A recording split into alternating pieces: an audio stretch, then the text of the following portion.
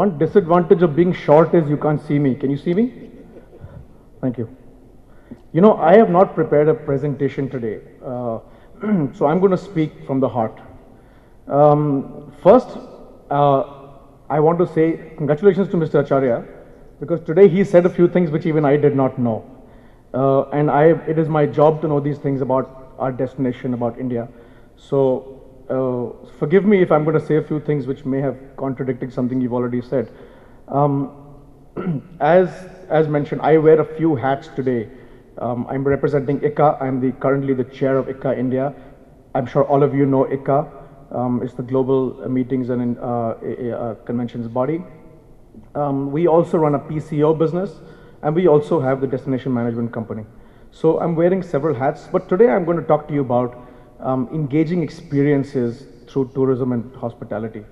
You know, ladies and gentlemen, we have a lot to be proud of as being Indians. We have a lot to be proud of being our culture, our history, the whole country. But unfortunately, we have an equal amount to be ashamed of. As Captain said, we have 1.1% of the global meeting business. I think it is a shame that a country the size of India has that less a percentage. And this is something that nobody sitting in this room can explain. But this is a fact, it's a very sad fact. All of India today has 7 million tourists, 7 million arrivals. I'm going to qualify this because the Government of India Ministry of Tourism counts arrivals as tourists. But it also includes Mr. Patel, who is Indian origin, has a British passport, comes to India to meet his mother in Vadodara, is also considered to be a tourist. Of course, he is contributing to the economy. He's contributing as a tourist. He's spending his pounds and dollars. But ladies and gentlemen, that's not what other countries consider tourists. We have very, very few real tourists in this country. Today, Singapore and Hong Kong, which are the size of Hyderabad, Greater Hyderabad put together, have 15 to 20 million tourists, depending on which figures you look at. So clearly we have a long, long way to go. You know, today Hyderabad city, and I have been coming to Hyderabad for many years, and I think Hyderabad is one city that always impresses me because this city has continued to develop. I mean, after Delhi, if there's one city that I find really developed in this country, is Hyderabad. But unfortunately, Hyderabad is the most least exploited city. Hyderabad has the beautiful Golconda Fort. It's an amazing fort. But ladies and gentlemen, people don't want to see the Golconda Fort. People are sick and tired of forts when they come to India. Golconda Fort is just one of the many great forts we have. Sorry, Mr. Acharya, I don't mean to disrespect the beautiful Golconda Fort. You know, the previous government, the Andhra government, spent a lot of money on getting Amitabh Bachchan for a sound and light show. Great sound and light show, I've seen it, very interesting, but that's not what people want to see. It's a great experience, you've done it for 1.5 hours, people don't take that memory back home. All of you have traveled all over the world. What is the experience you take back home? Disney is not an experience you remember forever. These are all experiences that are superficial. What people need today is engagement. People need today community development, community engagement. You know, we do experiences, for example, where we will do a walk for 2 people with street children in Delhi. That is what people remember. This is what engagement is about. This is what we're selling in the destination.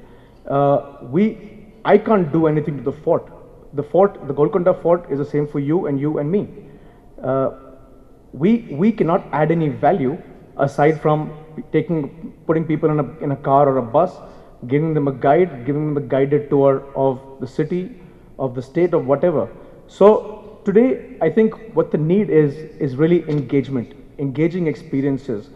The tourism and the hospitality industry has a very key role to play in this strategy. Today, unfortunately, Mr. Acharya was talking about the tourism policy, and it's great because I believe so far Telangana does not have a tourism policy. The government of India has just formulated a draft of the tourism policy. Unfortunately, the tourism policy has got a lot of flack from certain sectors of the media, because if you have read the tourism policy, unfortunately it has ignored the local communities. Today, the local communities are key to tourism in this country. We cannot do without them. Uh, Ladies and gentlemen, unless we're going to make this an inclusive endeavor, it is not going to work. Mr. Acharya, you're known to be a very dynamic individual and a go-getter. Unfortunately, you're going to be gone in 2 years. Who is going to take over from you? Are they going to be continuing your sustainability or what you're going to start today?